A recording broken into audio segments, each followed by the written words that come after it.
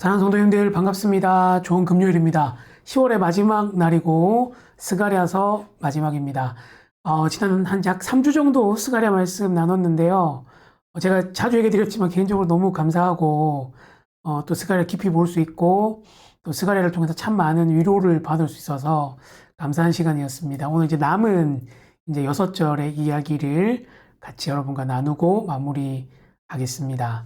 16절부터 한번 보겠습니다.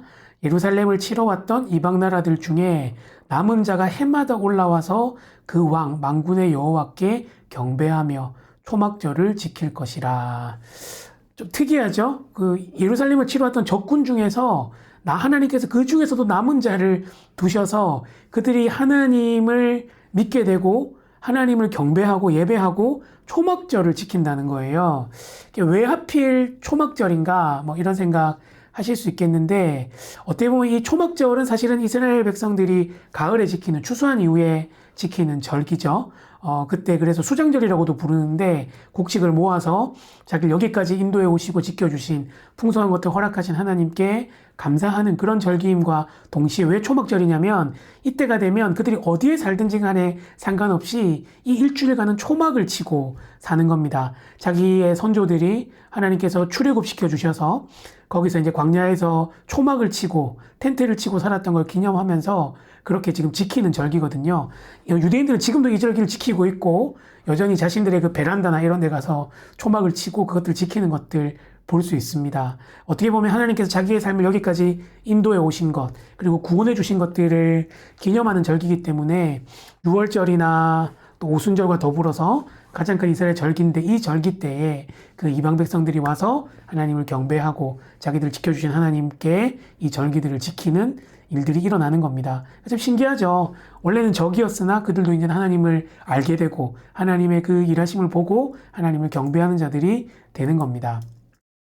그럼 17절에 보면 땅에 있는 족속들 중에 그 왕 만군의 여호와께 경배하러 예루살렘에 올라오지 아니하는 자들에게는 비를 내리지 아니하실 것인즉. 그러니까 이제 그 남은 자들 중에서도 하나님을 여전히 거역하고 우상을 섬기는 사람들에게는 하나님께서 비를 내리지 않는 저주를 내리시겠다는 겁니다. 이제 뒤에 가면 이제 이것들 좀 더 구체적으로 얘기하거든요. 만일 애굽 족속이 올라오지 아니할 때에는 비 내림이 있지 아니하리니 여호와께서 초막절을 지키러 올라오지 아니하는 이방 나라들의 사람들을 치시는 재앙을 그에게 내리실 거라고 이제 애굽을 콕 찍어서 얘기하시는 겁니다. 그리고 애굽 사람이나 다른 이방 나라 사람들이나 초막절을 지키러 올라오지 아니하는 자가 받을 벌이 비를 내리지 않으시는, 어떻게 보면 그들이 계속 지속해서 살 수 없는 그 벌을 하나님께서 내리시겠다고 말씀하시는 겁니다. 그러면서 하나님께서 이스라엘 백성들을 거룩하게 하실 것들을 이제 얘기하시거든요.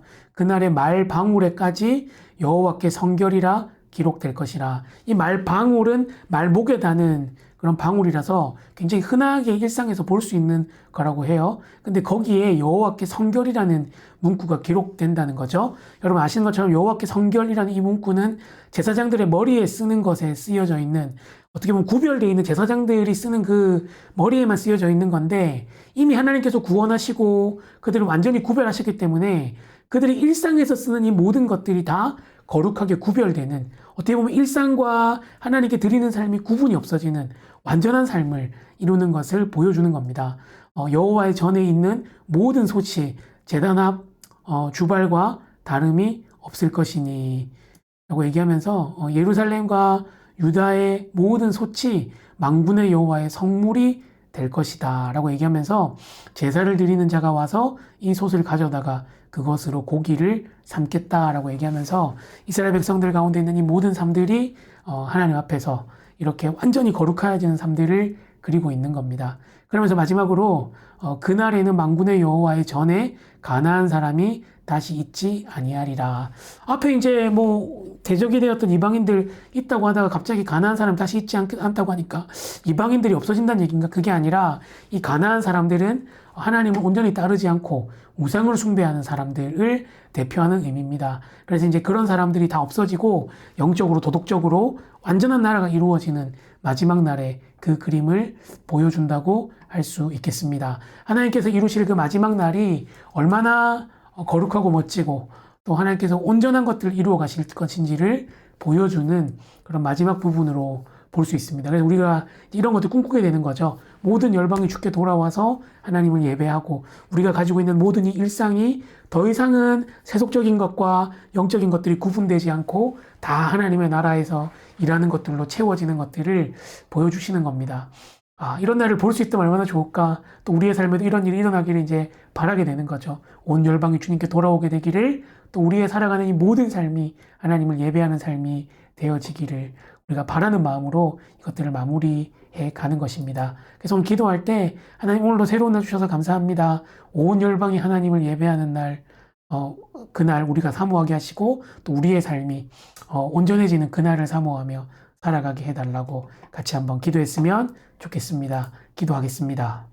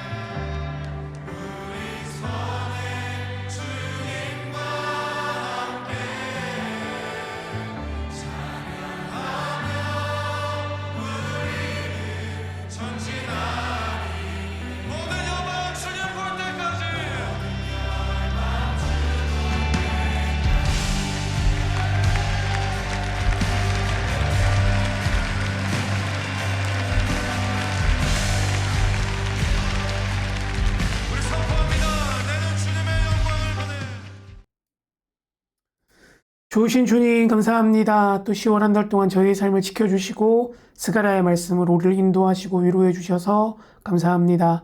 마지막에 이루어질 이 온전한 회복, 하나님 나라의 영광을 사모하며 우리가 이 땅을 살게 하시고 모든 열방이 주께 돌아오는 그날까지 주의 거룩한 삶을 살아가는 우리가 되도록 인도하여 주시옵소서. 감사합니다. 예수님의 이름으로 기도합니다. 아멘. 사랑하는 성도님들, 10월 한 달 동안 정말 애 많이 쓰셨고 또 함께 나누셔서 감사했습니다. 또 주일에 얼굴 뵙고 11월에는 또 디모데 후서로 찾아뵙겠습니다. 축복합니다.